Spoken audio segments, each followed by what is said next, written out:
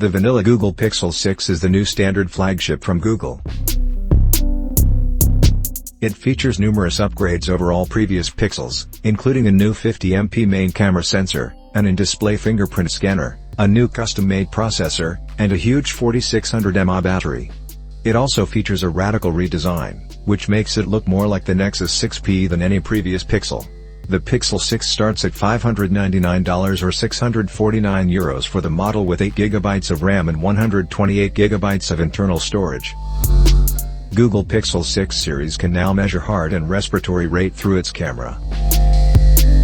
The company's new feature that makes it possible to measure heart rate and respiratory rate using your smartphone camera. The feature is available in the Google Fit app.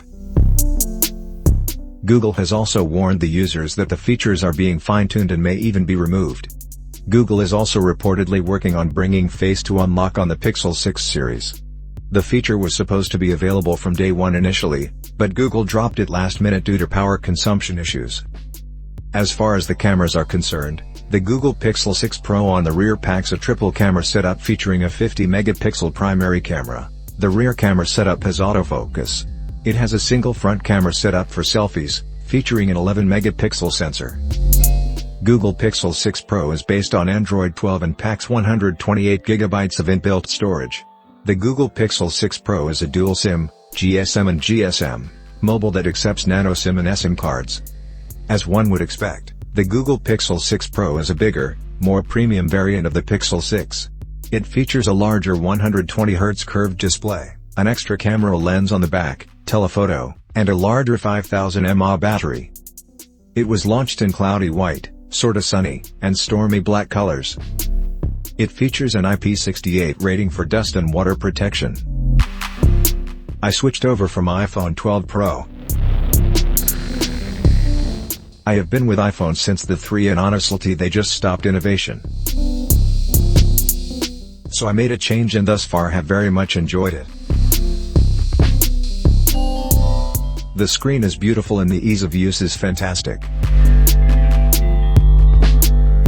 I thought I would miss the Face ID and I don't. Overall the battery life is way better too. Overall I really like it. Simpler to use and less Samsung foo-foo stuff. It's real new so it has been buggy, but I have faith in Google and needed a change. I really like the size. It's big but helps with seeing text and video. A lot faster and 5G makes a big difference.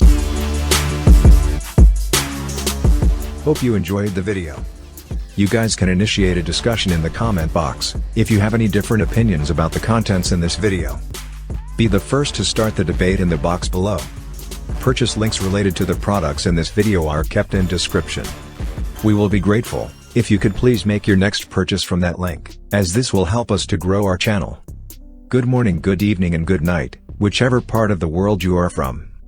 Don't forget to subscribe to stay connected. I will assure you to make quality and interesting videos in future. This is Jason Peter, signing off.